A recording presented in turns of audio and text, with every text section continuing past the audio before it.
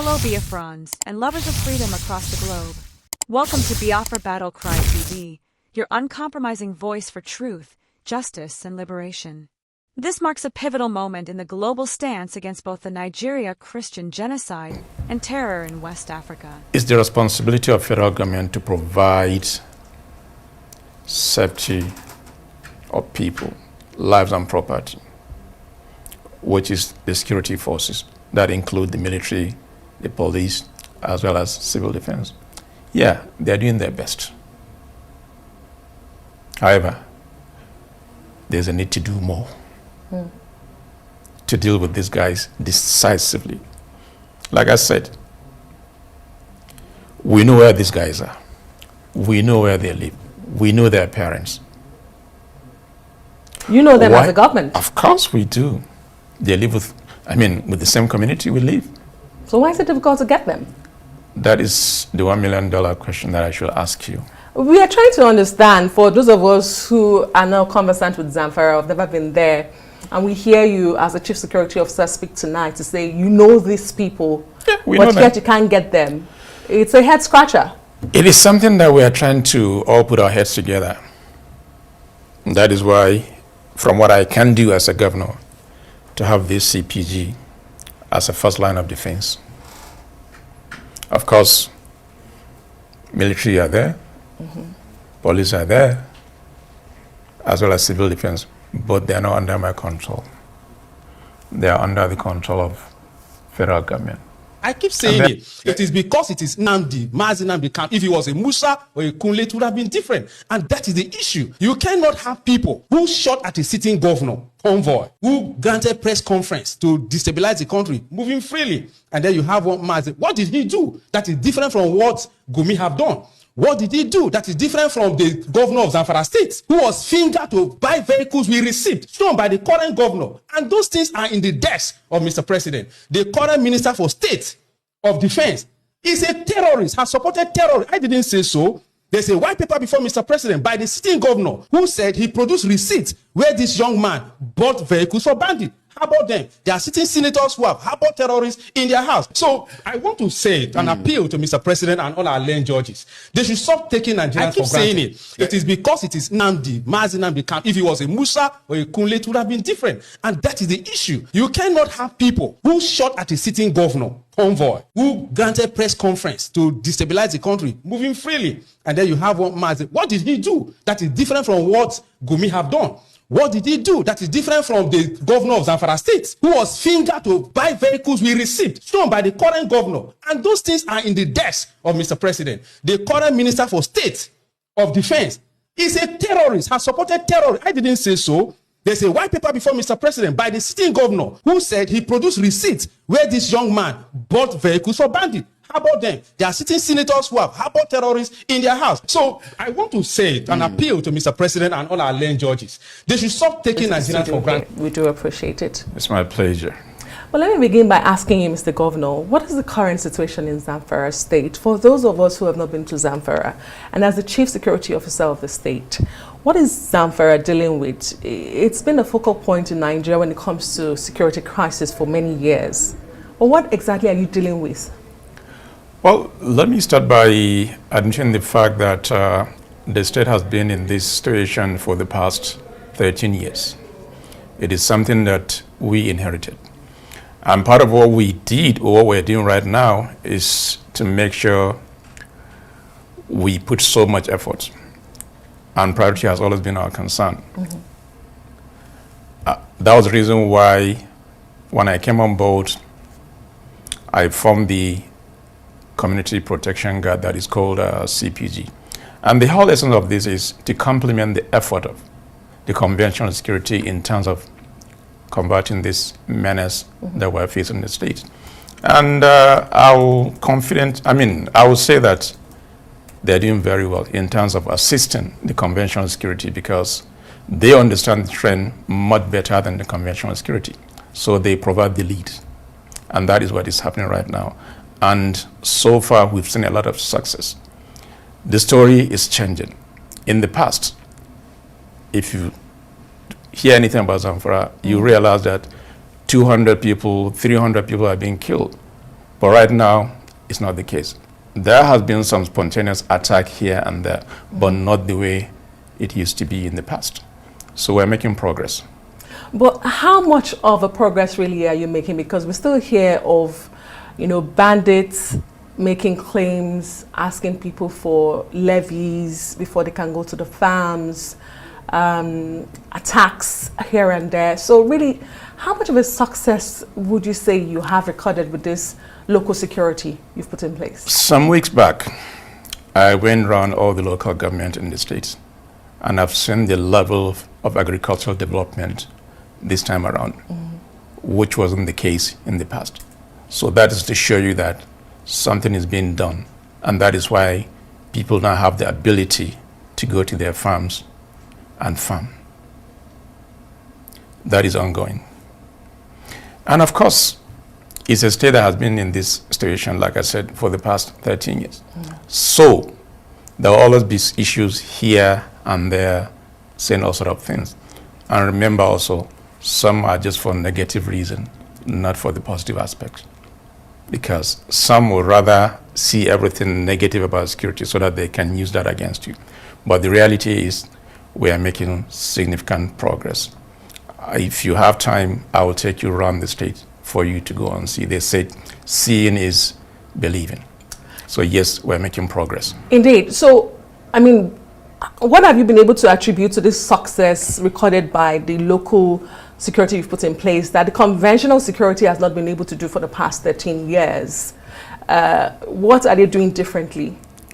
First of all, there's the political will on my own part as a governor. And I've taken security as one of the major issue, number one, under my administration, which was the reason why we formed the CPG. And also, we're spending so much to make sure we have intelligence information in terms of movement of these people, which is being provided by the locals. And there's so much community awareness now for people to be able to report any suspicious movement by these people. And it's making things much easier than the way things used to be. So the political will is number one. And that is why we're making this significant progress. Security is key to everything, without which there'll be no meaningful development. That is the difference. Great. And as I recall, this was set up about 7 months ago. Absolutely. Less than a year. Yeah. But it has also had its own challenges. I mean, you've had to replace the commandant. You've had 2 commandants in the space of 7 months. So there have been controversies with even the local security. You can never have a perfect system, but along the line, there will always be challenges. The essence is to learn from those challenges. If we realize in the course of doing this, there are issues here and there, then we need to take reactive measures in order to guard against future occurrence of such challenges. That was the reason why we had to replace some.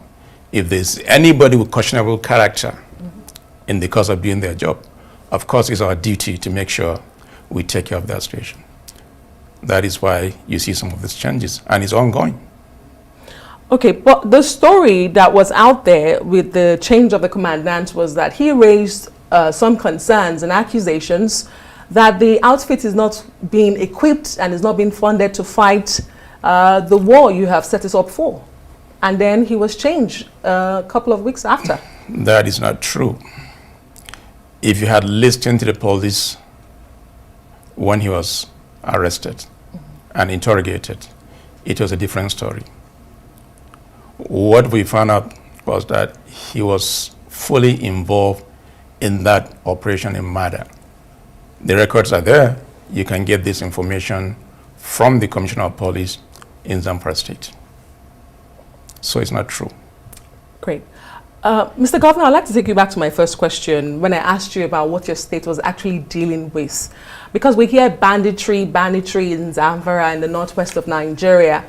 But by our understanding, and the simplest definition of banditry, involves groups of armed thieves. So these are thieves with just arms. Yet the challenge seems, grave that the Northwest, and particularly Zamfara State, is not able to deal with group of thieves who have arms. So do you feel the narrative is correct to say what you're dealing with in your state is banditry, or is it something more grave than that? Well, I mean, it all depends on classification. You can call them bandits, you can call them thieves, you can call them any name. But my understanding is what will be the reason for these banditry activities. That's number one. Two, if you talk about Niger Delta, I will say yes, there's an economic reason why people are fighting to get certain things. If you look at Boko Haram, you will say that it's a religious issue because they believe in their faith, and therefore they want to defend their faith. What is the reason in Zamfara? We are the same people, 99.9% same religion. So what is the reason? What are they fighting for? This is the question. Have you been able to find an answer to that question? That is still what we're trying to do, because I cannot understand why. And imagine if today they're going after government officials, they say, okay, they have grievances with government officials, but they kill innocent people that barely even eat 1 square meal in a day.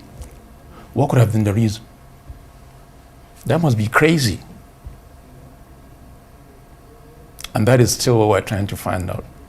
And to deal with that is you need to deal with these people decisively. And in taking that decisive measures, let's talk about the role of the federal government in all of this, because so far it's been your effort we've talked about. How much of an influence does the federal government have in, or has in, fighting this war with you in Zamfara State? What's been the involvement of the federal government? Security situation is not just for Zamfara. It's across all the northern part. However, Zamfara play a dominant role in terms of the banditry because this is where they hibernate. They move from Zamfara to Katsina, Niger, Kaduna, Sokoto, and so on and so forth. And you know, it's the responsibility of federal government to provide safety of people, lives and property, which is the security forces that include the military, the police, as well as civil defense. Yeah, they're doing their best. However, there's a need to do more to deal with these guys decisively. Like I said, we know where these guys are. We know where they live. We know their parents. You know them as a government? Of course we do. They live with the same community we live.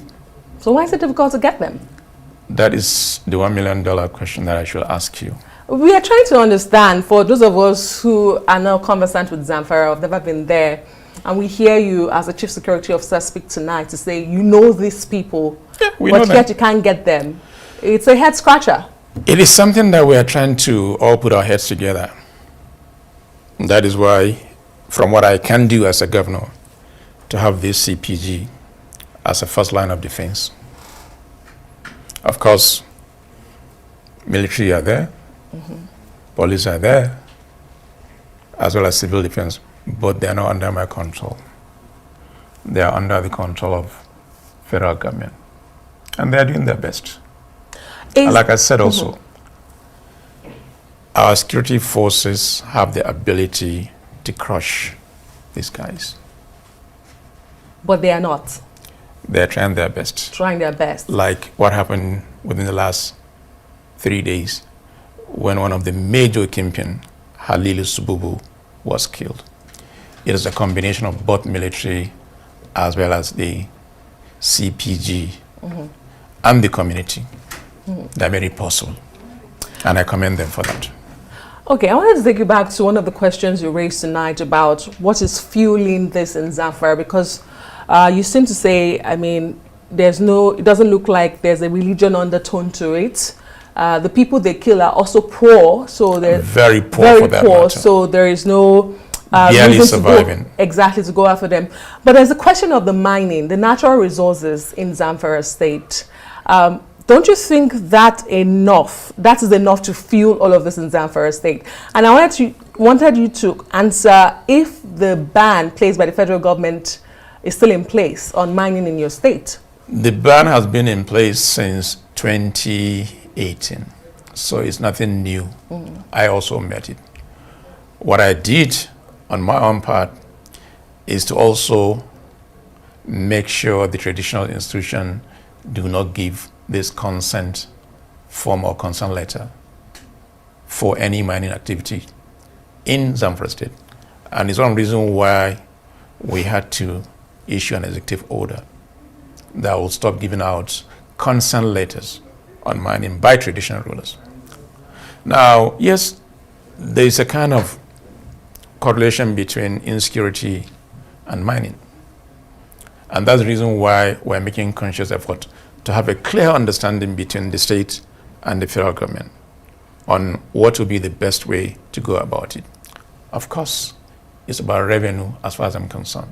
If we're able to get it together and make it functional, that means there's an additional revenue that will be coming to state government, which will be used in making some significant projects that will be for the benefit of our people. And I'm happy there's that synergy now between the state and the federal government in terms of mining activities on what will be the way forward. We're trying to fine-tune the whole thing. Okay, so if I understand you, this ban on mining that has been in place hasn't really shifted the needle in terms of the nexus between mining or illegal mining and security in the state. What I'm hearing is that some of the bandits are also engaged in some mining activities. For example, the guy that was killed 3 days ago, the Halilu Subu. But the rest are just artisanal miners, so to say. So it is something, like I say, we're trying to fine-tune to understand what is really happening and what would be the best way to make it effective and functional, so that in the long run, there will be revenue coming to both federal and the state government. And it's ongoing. Okay. For those who don't understand how our constitution works and the power sharing formula of the exclusive, the concurrent lists and all of that, as to why the governor and the chief security officer of the state seems powerless, let me ask you, if the reverse were the case, if you had the powers as the governor of Zamfara State, what would you do differently? What I will do differently is to go in there and crush these guys within the shortest possible time, because they are under my command. But right now they're not under my command. So I have to rely on federal government to give instructions. And that is why this collaboration between the state and federal government is important. And for now, it's kind of seamless. And this is one of the reasons why we're able to get this guy and kill him 3 days ago.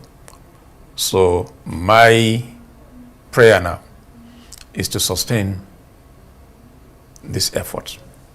If we're able to sustain and take the war to them, not wait until when they are attacked, I think within the shortest possible time, it will be a different story. Interesting. Let's talk about more efforts. There have been previous efforts to negotiate with bandits in the past. Previous administrations across various parties and various states had tried it. Did it work? Well, it appeared. Was there any difference? But there was a channel. Was there any significant changes? Those are valid questions, but it did happen. I'm asking you. Well, we heard stories of how they failed, but initially they were set up. So the question is... That is the reason why I said, for me, yes, I will not negotiate with a bandit. Great. Mr. Governor, let me just ask you the question, because yes, I was laying a background to it. That okay. It's been one of the options that some governments have explored.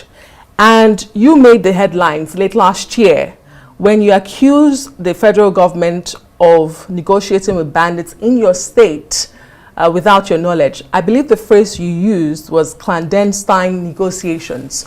So they do exist. Why don't you want to explore that? Is it because they have failed in the past, as you have highlighted? Adesha, this is not the first time we heard of such understanding or negotiation, to call it, between federal government or even the state government and the bandits. The question is, did that yield any results? Why didn't the killings stop? That's the question. So that means something fundamental is wrong. And if you realize something is wrong, then you need to really change your tactics. And that is why from day one I said, I will not negotiate with any bandit. The only condition that I will is when they lay their arms with a very clear term without any condition attached to it. How much of that have you seen? Has it worked either? For me, as a layman, what I believe is you don't negotiate at the point of weakness. You only negotiate at the point of strength. And that is the only way these people understand you're serious and you're committed. And you have spiritual power.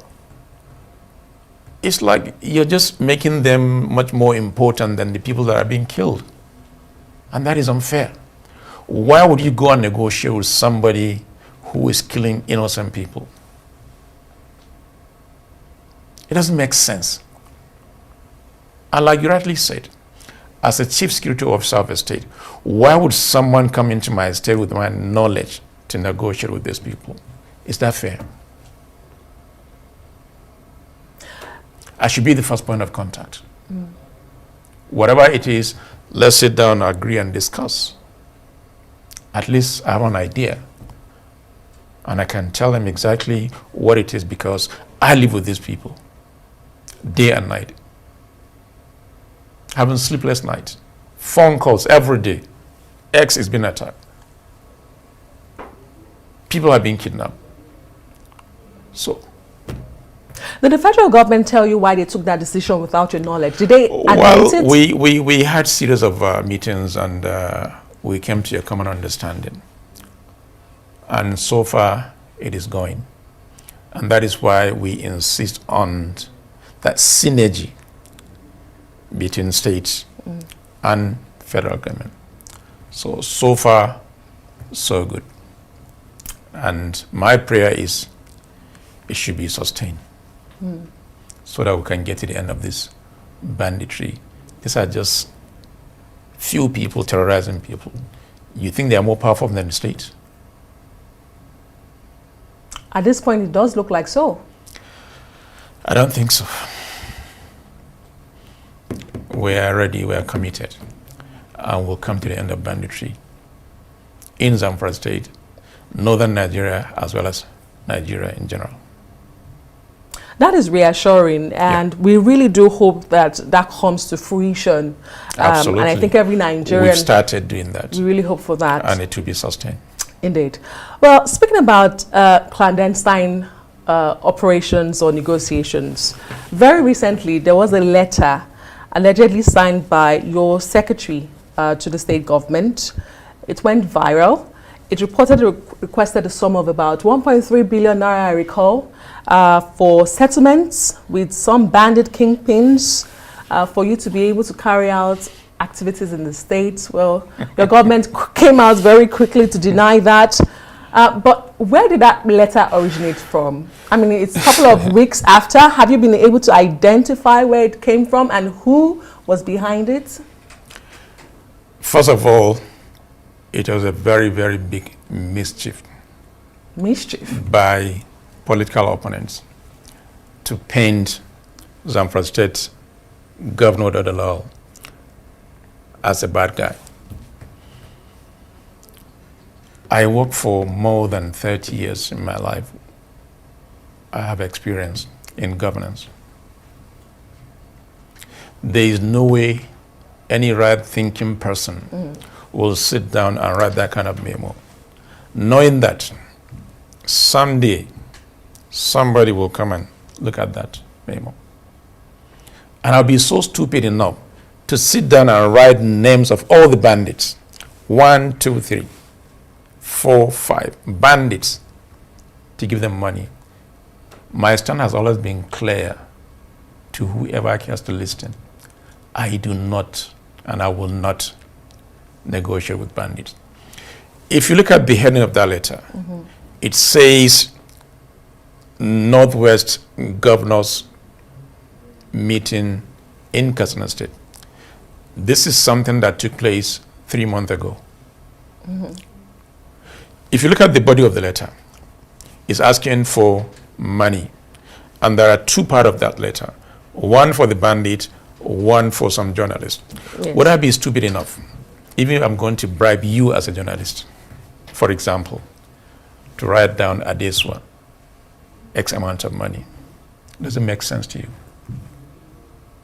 That is number one. Number two, I challenge anybody. The way the letter was addressed, HC, which means Honorable Commissioner Finance, go and check all the memos from 29th of May 2023 to date. If there's any of such memo that I've addressed my commissioner, please, I'll give you a lot of money as a proof. Okay, because we do not want to bet and I don't want to collect your money. But so it's mischief. Mischief. And also to answer you, you know, it's a world of technology. It's so easy to find any information. And we're able to trace down the IP address of that. So you do have those behind it? We and who was behind it? No, I won't tell you because there's a legal process. Has the person been arrested? Was it one individual? Well, was it a group of people? we've communicated to the IG, DSS, NIA, with the full information as to who is responsible. So we're waiting, and the legal people will follow to make sure that person is brought to justice. So it will be a deterrent against such mischief. Is this someone in politics? They're not even someone in your state? You know, they're so narrow-minded, even the way the whole thing was crafted. Was it someone in your state, Mr. Governor?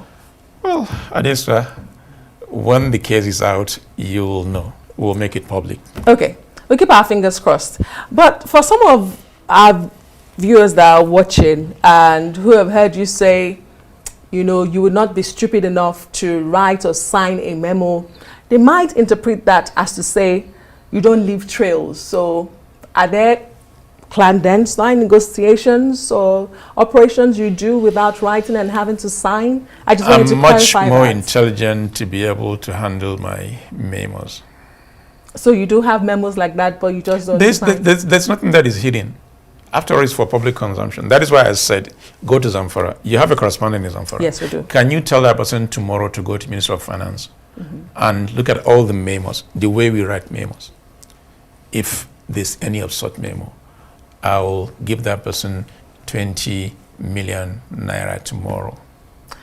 Okay, Mr. Governor, you do have a lot of money you want to give. Keep saying it. It is because it is Nnamdi Kanu. If he was a Musa or a Kunle, it would have been different. And that is the issue. You cannot have people who shot at a sitting governor, convoy, who granted press conference to destabilize the country, moving freely. And then you have one Mazi. What did he do that is different from what Gumi have done?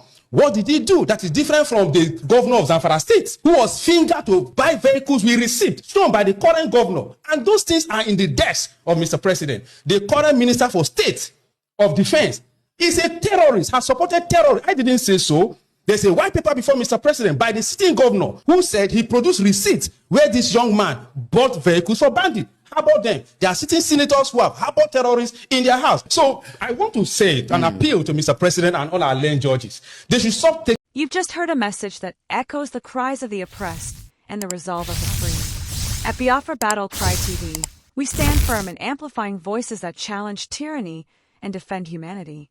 Stay vigilant, stay united, and never stop speaking truth to power. Until next time, keep the fire of freedom burning.